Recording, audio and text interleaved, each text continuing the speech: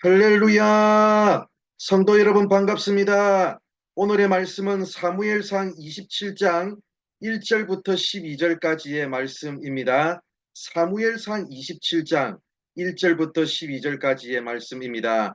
다윗이 그 마음에 생각하기를 내가 9일에는 사울의 손에 붙잡히리니 블레셋 사람들의 땅으로 피하여 들어가는 것이 좋으리로다. 사울이 이스라엘 온 영토 내에서 다시 나를 찾다가 단념하리니 내가 그의 손에서 벗어나리라 하고 다윗이 일어나 함께 있는 사람 600명과 더불어 가드 왕 마옥의 아들 아기스에게로 건너가니라. 다윗과 그의 사람들이 저마다 가족을 거느리고 가드에서 아기스와 동거하였는데 다윗이 그의 두 아내 이스라엘 여자 아히노함과 나발의 아내였던 갈멜 여자 아비가일과 함께 하였더니 다윗이 가드에 도망한 것을 어떤 사람이 사울에게 전하매 사울이 다시는 그를 수색하지 아니하니라. 다윗이 아기스에게 이르되 바라건대 내가 당신께 은혜를 입었다면 지방 성읍 가운데 한 곳을 내게 주어 내가 살게 하소서. 당신의 종이 어찌 당신과 함께 왕도에 살리까 하니 아기스가 그날에 시글락을 그에게 주었으므로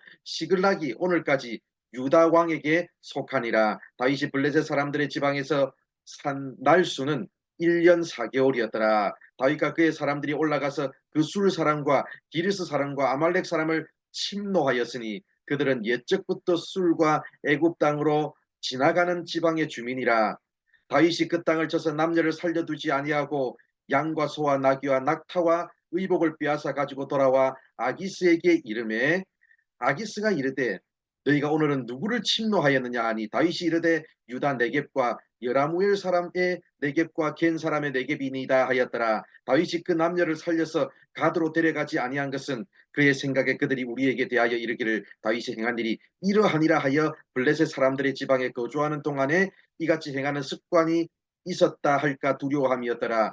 아기스가 다윗을 믿고 말하기를 다윗이 자기 백성 이스라엘에게 심히 미움을 받게 되었으니 그는 영원히 내 부하가 되리라고 생각하니라. 아멘.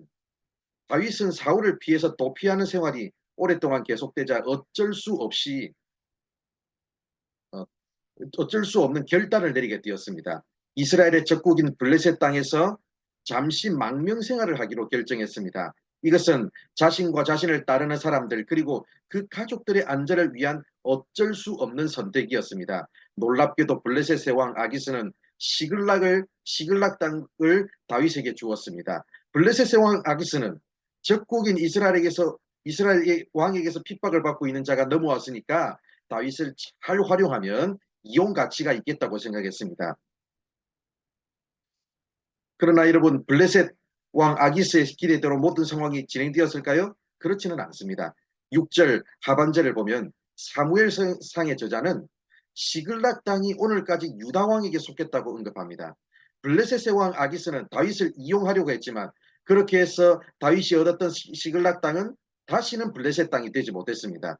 결국 다윗은 블레셋으로 망명하면서 어떻게 보면 매국노가 되었다고 볼 수도 있겠지만 결코 그렇지 아니하고 오히려 시글락 땅을 이스라엘 땅으로 만들므로써 이스라엘에 도움이 되는 일을 했습니다. 그리고 다윗은 블레셋의 옷을 입고 전쟁을 치렀습니다.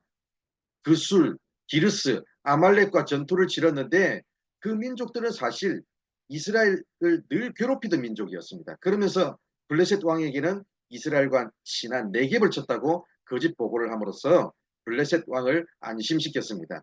다윗은 비록 블레셋의 옷을 입고 그리고 블레셋을 이롭게 하는 것처럼 보였지만 결국 이스라엘을 이롭게 했습니다.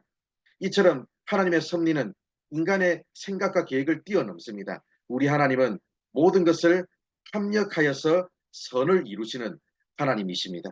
그래서 다윗은 어쩔 수 없이 자신과 부하들의 안전을 위해서 블레셋 땅으로 피할 수밖에 없었지만 우리 하나님은 그 모든 상황까지도 선으로 바꾸사 결국은 이스라엘에게 유익이 되는 방향으로 인도하셨습니다. 사랑하는 성도 여러분, 우리 인생은 단순하지가 않습니다.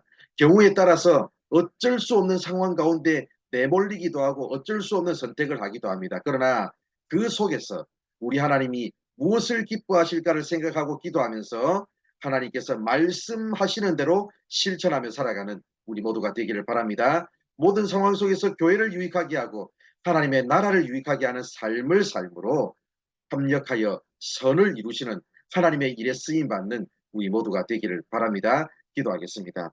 하나님 감사합니다. 오늘도 우리를 사랑해 주셔서 부족한 우리들에게 말씀해 주셔서 감사합니다. 때로는 인생을 살아가며 어쩔 수 없는 상황 가운데 내몰리기도 하지만 그 속에서 하나님이 무엇을 기뻐하실까를 생각하고 아버지 하나님께서 기뻐하시는 선택을 함으로 협력하여 선을 이루시는 하나님의 크신 일에 쓰임 받는 우리 모든 성도들 되게 하여 주옵소서. 오늘 하루의 삶도 하나님께서 이끄시고 인도하여 주실 줄 믿사오며 예수님의 이름으로 기도드립니다. 아멘.